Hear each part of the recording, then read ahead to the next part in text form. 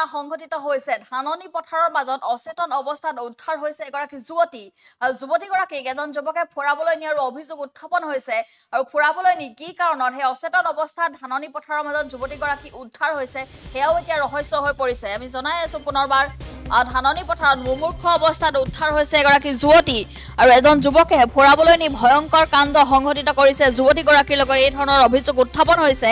জাগিৰোডৰ ডুঙাবৰীত এই চাঞ্চল্যকৰ ঘটনাটো সংঘটিত হৈছে যুৱতীগৰাকীক এজন যুৱকে ফুচলাই নিছিলে আৰু যাৰ গাঁৱলৈ বুলি ফুচলাই লৈ যোৱা হৈছিলে মাতৃৰ মানসিক অৱস্থাৰ সুযোগ লৈ যুৱতীগৰাকীৰ সৈতে সংঘটিত কৰিলে ভয়ংকৰ কাণ্ড আৰু পিছত ধাননি পথাৰত অচেতন অৱস্থাত উদ্ধাৰ হৈছে যুৱতীগৰাকী আৰু যুৱকে ফুৰাবলৈ নি সংঘটিত কৰিছে যুৱতীগৰাকীৰ লগত ভয়ংকৰ কাণ্ড আৰু জাগিৰোডৰ ডুঙাবৰীত এই চাঞ্চল্যকৰ ঘটনাটো সংঘটিত হৈছে যুৱতীগৰাকীক সেই যুৱকজনে ফুচুলাই লৈ গৈছিল বুলি এটা গুৰুতৰ অভিযোগ উত্থাপন হৈছে ফুচুলাই ফুৰাবলৈ লৈ গৈছিলে যাৰ গাঁৱলৈ মাতৃৰ মানসিক অৱস্থাৰ সুযোগ লৈছিল বুলি এটা গুৰুতৰ অভিযোগ উত্থাপন হৈছে আৰু যুৱতীগৰাকীৰ সৈতে ভয়ংকৰ কাণ্ড সংঘটিত কৰিছে সেই যুৱকজনে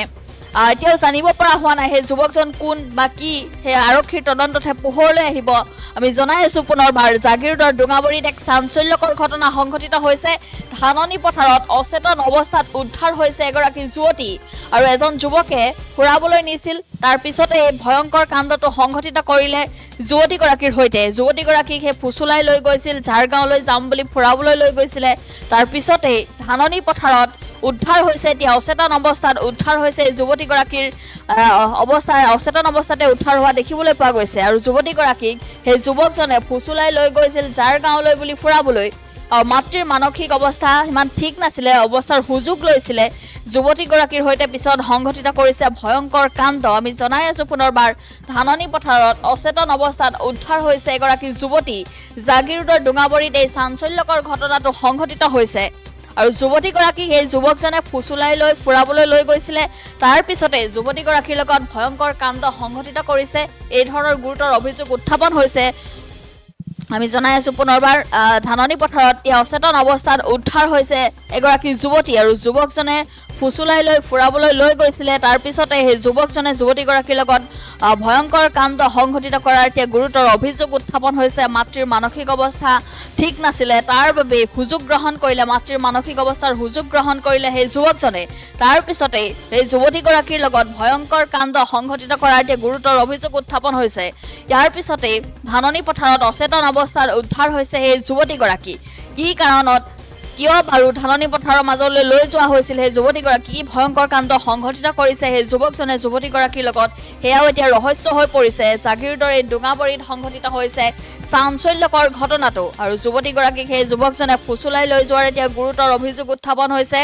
যাৰ গাঁৱলৈ বুলি ফুৰাবলৈ লৈ গৈছিল তাৰ পিছতে যুৱতীগৰাকীৰ লগত ভয়ংকৰ কাণ্ড সংঘটিত হ'ল আৰু তাৰ পিছত ধাননি পথাৰৰ মাজত এতিয়া উদ্ধাৰ হৈছে মুমূৰ্ষ অৱস্থাত উদ্ধাৰ হৈছে সেই যুৱতীগৰাকী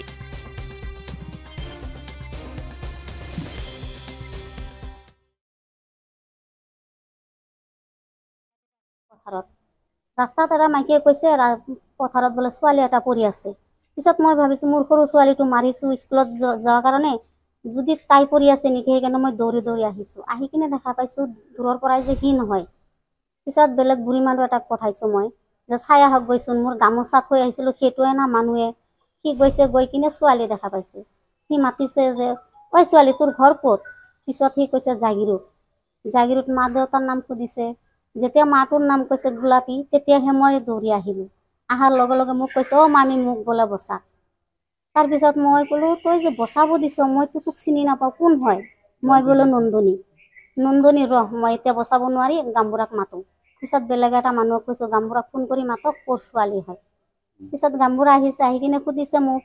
কি হয় মানে জাগিৰোডৰ এনেকে অভাৰব্ৰিজৰ তলত থাকে বোলে এতিয়া মোক মামী বুলি মাতিছে মই তাক কি ক'ম তহৰে বোলে নিজৰ মানুহ নহলি মোক যাব দিয়া নাই আৰু ধান কাটিবা মই ছোৱালীজনী কৈছে ধান কালিৰ এটা হেৰি লৰাই মোক লৈ আনিছে আনি কিনে মোক এনেকে মাৰিছে কিয় লৈ গৈছে সি ক'ব নোৱাৰে যে যাৰ গাঁৱত মোক লৈ যাব বিচাৰিছে কিহৰ কাৰণে মাৰিছে কিবা এটা বেয়া কথা কৈছে বোলে সি কথাটো শুনা নাই সেইকাৰণে বোলে তাক মাৰিছে তাৰপিছত পুলিচে গ'লে গামবুঢ়াই পুলিচক ফোন কৰিছে ফোন কৰি কিনে পিছতহে চব পুলিচে আমাক লৈ আনিলে মানে ছোৱালীজনী গাড়ীৰ পৰা জাপ মাৰি দিছে নেকি? গাড়ীৰ পৰা জাপ মাৰি দিছে যে য'ত পৰিছে তাত তেজো পৰি আছে মাথা চাথা ফাটিছে কেইটা চিলাই পৰিছে মাথাত? চিলাই 4টা 5টা হ'ল নেকি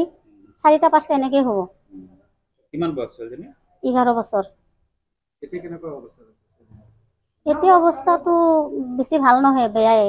অৱস্থাটো মাত চাত দিব বেছি নোৱাৰে একো খোৱাও নাই বমিহে কৰি আছে আৰু